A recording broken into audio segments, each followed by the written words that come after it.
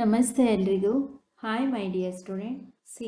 Last ಕ್ಲಾಸಲ್ಲಿ ಈ ಲೆಸನ್ದು 5th ಲೆಸನ್ದು changes around us, physical and chemical change, ಇದರ ಇಂಟ್ರಡಕ್ಷನ್ನು ಡಿಸ್ಕಸ್ ಮಾಡಿದ್ವಿ.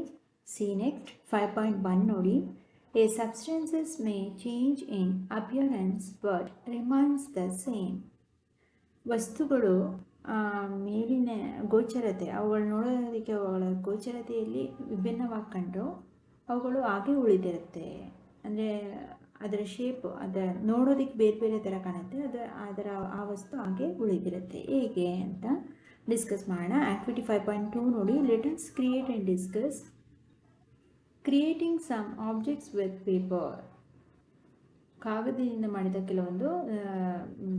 ಮಾಡಿದಂತಹ ಕೆಲವೊಂದು ವಸ್ತುಗಳು ಏನೇನು ನೋಡಿ. Take a few sheets of paper and fold them to create new objects. ಇಲ್ಲಿ ಚಿತ್ರದಲ್ಲಿ ಕೊಟ್ಟಿದಾರಲ್ಲ, ಕೆಲವೊಂದು ಬಣ್ಣ ಬಣ್ಣದ ಕಾಗದಗಳನ್ನ ತಗೊಳ್ಳಿ, ಅವುಗಳನ್ನ ಮಡಚಿ ಬೇರೆ ಬೇರೆ ರೀತಿಯಾದಂತಹ ಆಕಾರಕ್ಕೆ ಮಾಡೋದಕ್ಕೆ ಪ್ರಯತ್ನ ಮಾಡಿ.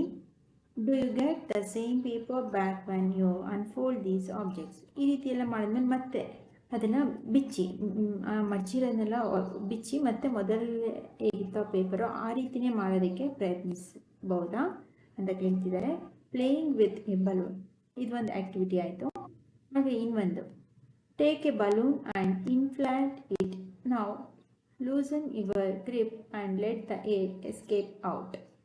ಒಂದು ಬಲೂನ್ನ ತಗೊಳ್ಳಿ, ಅದಕ್ಕೆ ಗಾಳಿಯನ್ನು ಊದಿ, ಆಮೇಲೆ ಸ್ವಲ್ಪ ಅದನ್ನು ಗಾಳಿಯನ್ನು ಊದಿ ಕೈಲಿ ಇಟ್ಕೊಂಡಿರ್ತೀರಲ್ವ, ಈಗ ಸ್ವಲ್ಪ ಲೂಸ್ ಮಾಡಿ ಆಮೇಲೆ ಅದರೊಳಗೆ ಊದಿರ್ತಿರಲ್ಲ ಗಾಳಿಯನ್ನು ಹೊರಗೆ ಬಿಡಿ. Do you get the uninflated balloon back?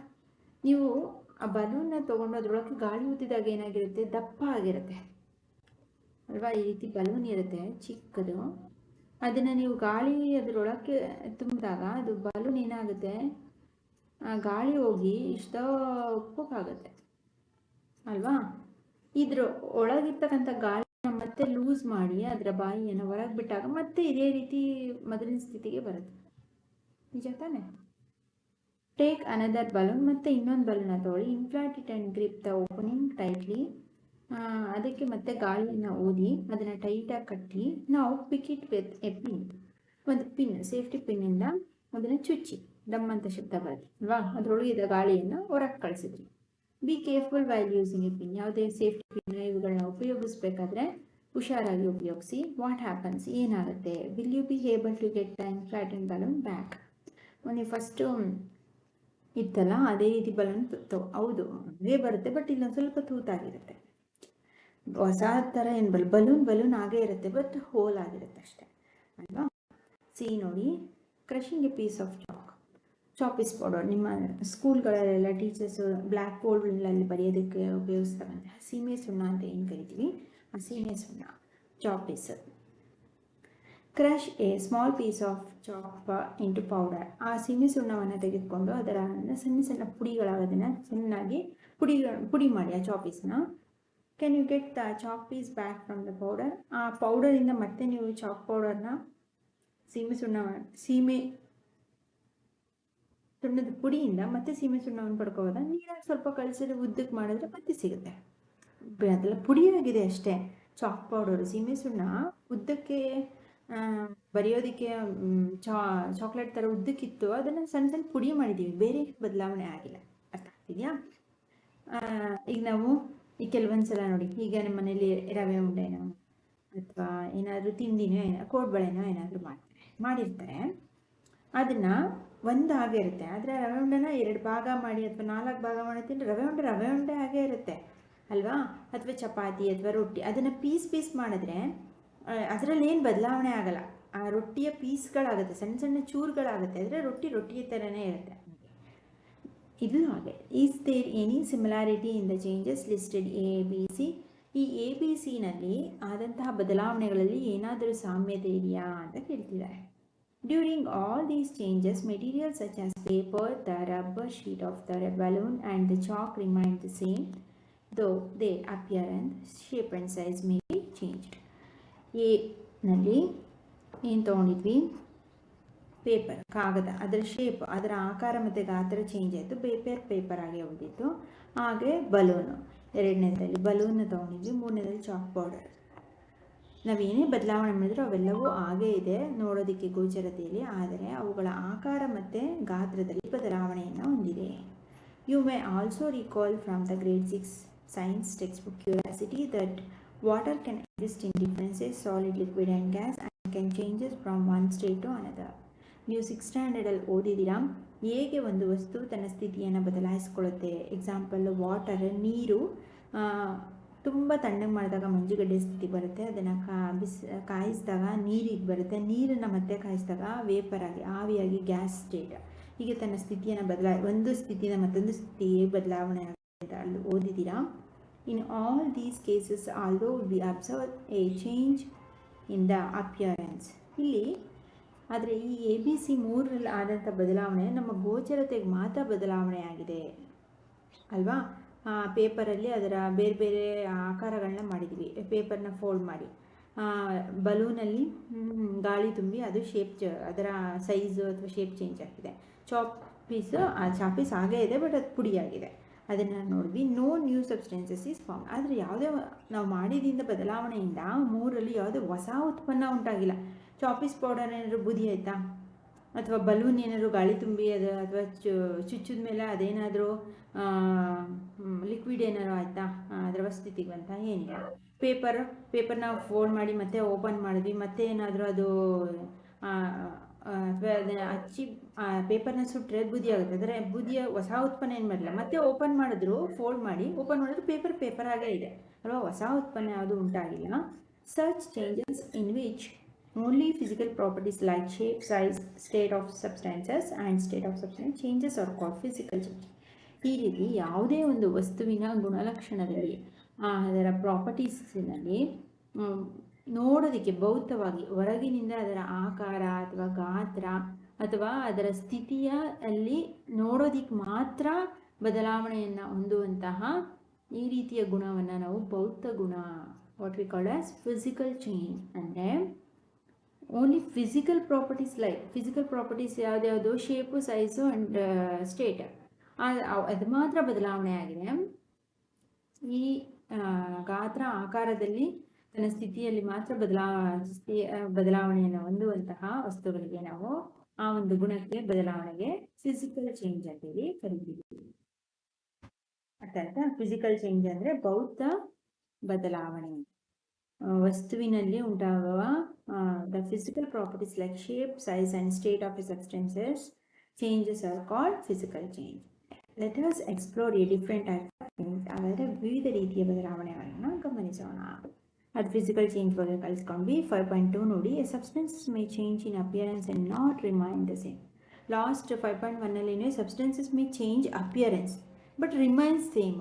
But ಇಲ್ಲಿ ಏನೋ ನಾಟ್, ಯಾವುದೇ ಒಂದು ವಸ್ತುವಿನ ಗೋಚರತೆಯಲ್ಲಿ ಬದಲಾವಣೆಯನ್ನು ಹೊಂದಿದ್ದು ತನ್ನ ಸ್ಥಿತಿಯನ್ನು ಹಾಗೆ ಉಳಿಸ್ಕೊಳ್ತೋ ಅದು ಫಿಸಿಕಲ್ ಚೇಂಜು. ಇಲ್ಲಿ ಗೋಚರತೆಯಲ್ಲಿ ಬದಲಾವಣೆಯನ್ನು ಹೊಂದಿದ್ದು ತನ್ನ ಸ್ಥಿತಿಯನ್ನು ಹಾಗೆ ಉಳಿಸಿಕೊಳ್ಳುವುದಿಲ್ಲ, ಹೇಗೆ ಆ್ಯಕ್ಟಿವಿಟಿನ ಕೊಟ್ಟಿದ್ದಾರೆ ನೋಡೋಣ ಏನಾಗುತ್ತೆ ಅಂತೇಳಿ. Take 2 glass tumbler or small transparent bottles, mark them A and B. 2 transparent ಚೆನ್ನಾಗಿ ವಾಟರ್ ಬಾಟ್ಲ್ ಇರುತ್ತಲ್ಲ, 2 ವಾಟರ್ ಬಾಟ್ಲನ್ನು ಅಥವಾ ಟೆಸ್ಟ್ ಟ್ಯೂಬ್ 2 ನೋಡೋದು ಒಳಗಡೆ ಏನು ಮಾಡ್ತೀವಿ ಅದನ್ನು ಕಾಣಬೇಕು, ಟ್ರಾನ್ಸ್ಪರೆಂಟ್ ಆಗಿರ್ಬೇಕು, ಪಾರದರ್ಶಕವಾಗಿ. ಆ ರೀತಿ 2 ಬಾಟಲ್ಗಳನ್ನ ತೊಗೊಳ್ಳಿ, ಅದಕ್ಕೆ A ಮತ್ತು B ಅಂತ ಮಾರ್ಕ್ ಮಾಡಿ.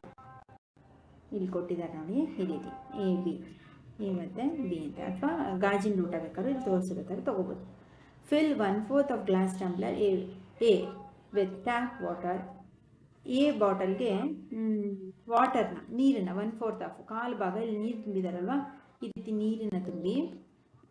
And 1/4 of glass tumbler B with lime water. ಎರಡನೇದಕ್ಕೆ ಸುಣ್ಣದ ನೀರನ್ನು ಹಾಕಿ B ಬಾಟಲ್ಗೆ. ನಾವು boil air exhale into each glass tumbler one at a time using separate straws and absorb them.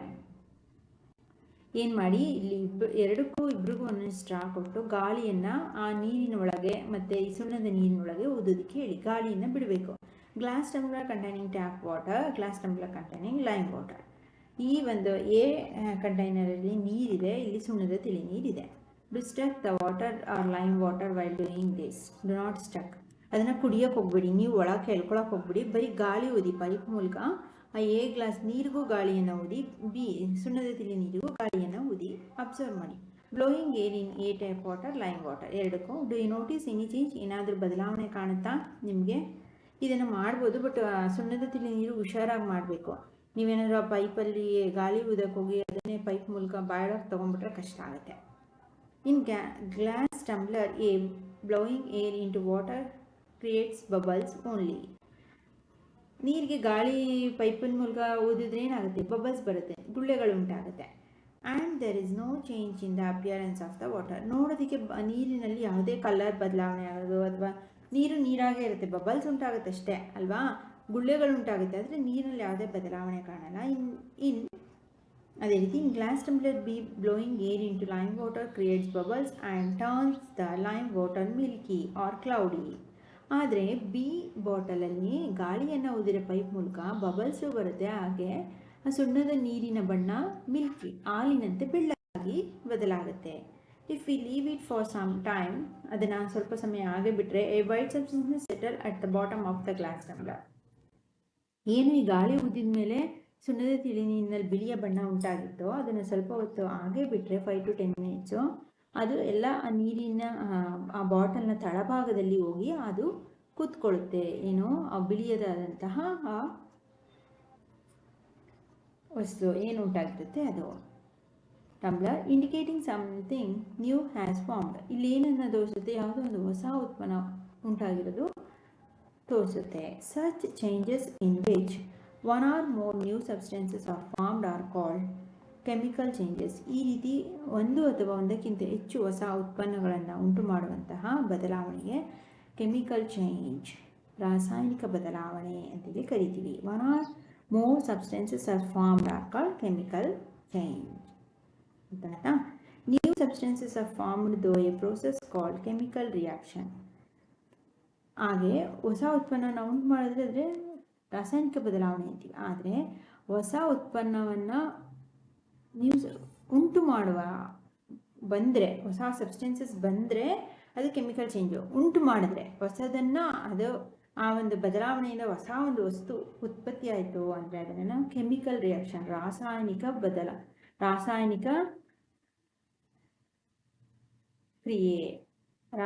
ಕ್ರಿಯೆ ಅಂತೇಳಿ ಕರಿತೀವಿ. In this case, carbon dioxide formed in the air you breathe out, exhale, reacts with water. ನೀವು ಪೈಪಿನ ಮೂಲಕ ಸುಣ್ಣದ ತಿಳಿ ನೀರಿಗೆ ಗಾಳಿನ ಊದಿರಿ. ಯಾವ ಗಾಳಿಯನ್ನು ಊದಿರಿ? ನಾವು ಹೊರಗೆ ಬಿಡುವಂಥದ್ದು ಯಾವ ಗಾಳಿ? Carbon dioxide. ನಿಜ ತಾನೆ? ಒಳಗೆ ತಗೊಳ್ಳೋದು ಆಕ್ಸಿಜನ್, ನಾವು ಹೊರಗೆ ಬಿಡುವಂಥದ್ದು ಕಾರ್ಬನ್ ಡೈಆಕ್ಸೈಡ್. ಆ ಕಾರ್ಬನ್ ಡೈಆಕ್ಸೈಡ್ನ ಸುಣ್ಣದ ತಿಳಿ ನೀರಿಗೆ ಬ್ರೀತ್ ಔಟ್, ಉಸಿರಾಟದ ಮೂಲಕ ನಾವು ಪೈಪ್ನ ಮೂಲಕ ಅದ್ರ ಒಳಕ್ಕೆ ಎಕ್ಸೇಲ್ ಮಾಡಿದಾಗ ರಿಯಾಕ್ಟ್ಸ್ ವಿತ್ ಲೈಮ್ ವಾಟರ್. ನಮ್ಮ ಬಾಯಿಂದ ಬಂದಂತಹ ಕಾರ್ಬನ್ ಡೈಆಕ್ಸೈಡ್, ಇಂಗಾಲದ ಡೈಆಕ್ಸೈಡು ಸುಣ್ಣದ ತಿಳಿ ನೀರಿನೊಂದಿಗೆ ವರ್ತಿಸಿ ಏನಾಯಿತು? And forms a new white coloured substances. ಬಿಳಿಯದಾದ ಸಬ್ಸ್ಟೆನ್ಸಸ್, ಹೊಸದಾದ ಬಿಳಿಯ ಬಣ್ಣವನ್ನು ಉಂಟು ಮಾಡುವಂತಹ ಒಂದು ವಸ್ತುವನ್ನು ಉತ್ಪತ್ತಿ ಮಾಡ್ತು. ಅದನ್ನು ಏನಂತೀವಿ? ಕ್ಯಾಲ್ಶಿಯಂ ಕಾರ್ಬೋನೇಟ್ ಅಂತ ಕರಿತೀವಿ. That is insoluble in water. ಅದು ಯಾವ ಥರ ಇರುತ್ತೆ? ನೀರಿನಲ್ಲಿ ಕರಗದ ಒಂದು ವಸ್ತುವಾಗಿ, ನೀರಿನಲ್ಲಿ ಕರಗದ ಒಂದು ವಸ್ತುವನ್ನು ಉಂಟು ಮಾಡುತ್ತೆ. ಯಾವುದದು? ಸುಣ್ಣದ ತಿಳಿ ನೀರಿನೊಂದಿಗೆ ನಾವು ಬಿಟ್ಟಂತಹ ಕಾರ್ಬನ್ ಡೈಆಕ್ಸೈಡ್ ವರ್ತಿಸಿ ನೀರಿನಲ್ಲಿ ಕರಗದ ಕ್ಯಾಲ್ಶಿಯಂ ಕಾರ್ಬೋನೇಟನ್ನು ಉಂಟು ಮಾಡುತ್ತೆ. Therefore the liquid in the bottle appears Milky. ಹಾಗಾಗಿ ಆ ಬಾಟಲ್ ಬಿನಲ್ಲಿ ಇರ್ತಕ್ಕಂಥ ಸುಣ್ಣದ ತಿಳಿ ನೀರು ಹಾಲಿನ ಬಣ್ಣದಂತೆ, ಹಾಲಿನಂತೆ ಬೆಳ್ಳಗೆ ಆ ನೀರು ಕಾಣುತ್ತೆ. ಹಾಲು ಹೇಗೆ ಬೆಳ್ಳಗಿರುತ್ತೆ, ಆ ಹಾಲಿನಂತೆ ಬೆಳ್ಳಗೆ ಆ ನೀರು ಆ ಬಾಟಲ್ನಲ್ಲಿ ಕಂಡು ಬರುತ್ತೆ. Along with this, a small amount of water is also formed. ಹಾಗೆ ಸ್ವಲ್ಪ ಪ್ರಮಾಣದ ನೀರು ಸಹ ಉಂಟಾಗುತ್ತೆ. This formation of a new substances indicates a chemical change. ಈ ರೀತಿ ಹೊಸ ಉತ್ಪನ್ನವನ್ನು ಉಂಟು ಮಾಡುವುದಕ್ಕೆ ನಾವು ರಾಸಾಯನಿಕ ಬದಲಾವಣೆ ಎಂದು ಕರೆಯುತ್ತೇವೆ. The chemical reaction involved in this change can be represented in short forms as a chemical reaction.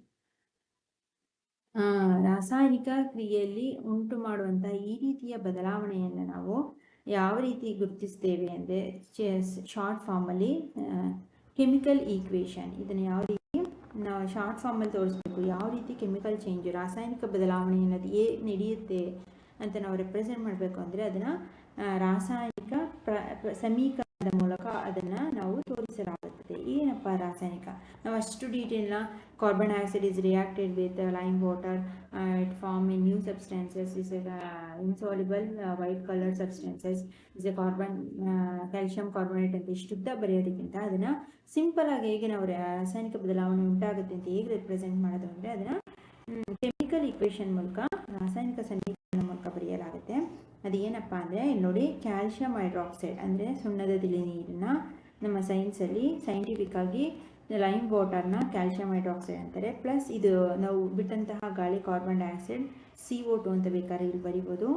Short ಫಾರ್ಮಲ್ಲಿ ಸಿಂಬಲಲ್ಲೂ ಕಾರ್ಬನ್ ಡೈಆಕ್ಸೈಡ್ ಜೊತೆ ವರ್ತಿಸಿ ಏನನ್ನು ಕೊಡುತ್ತೆ, ಕ್ಯಾಲ್ಶಿಯಂ ಕಾರ್ಬೊನೇಟನ್ನು ಉಂಟು ಮಾಡುತ್ತೆ. Plus little amount of water ಅಂದರೆ ಇನ್ಸಾಲ್ಯುಬಲ್ ಸಬ್ಸ್ಟೆನ್ಸಸ್ ಇಲ್ಲಿ ಕ್ಯಾಲ್ಶಿಯಂ ಕಾರ್ಬೊನೇಟ್. ಈ ರೀತಿ ಕೆಮಿಕಲ್ ಈಕ್ವೇಷನ್ ರಾಸಾಯನಿಕ ಸಮೀಕರಣದ ಮೂಲಕ ಈ ರೀತಿ ರೆಪ್ರೆಸೆಂಟ್ ಮಾಡ್ಬೋದು. The turning of lime water milk is also used as a test for carbon dioxide. ಇಲ್ಲಿ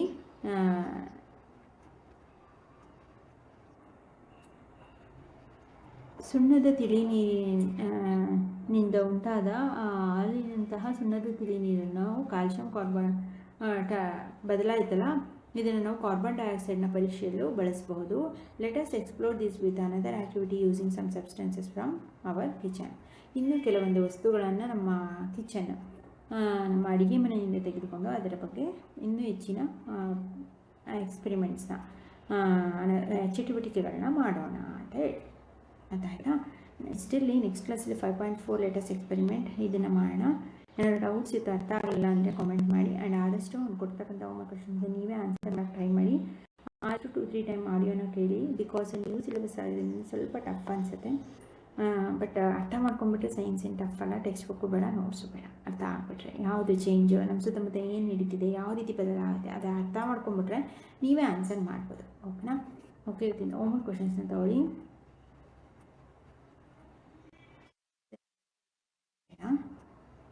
Director, define physical change, give 2 example. Activity ಇದೆ, examples ಕೊಡಿ. And what is chemical reaction, and define chemical change, give 2 example. And what is chemical equation, give example. ಬಲಲ್ಲಿ ಬರೀತೀನಿ, ಏನಾದ್ರು try ಮಾಡ್ಬೋದು. Calcium hydroxide CaOH plus CO2 plus calcium carbonate, ಇದನ್ನು try ಮಾಡಿ ಇಷ್ಟು ಹಾಕಿ ಇಲ್ಲ ಇದನ್ನೇ ಬರೀ. ಓಕೆನಾ? Okay my dear student, thank you.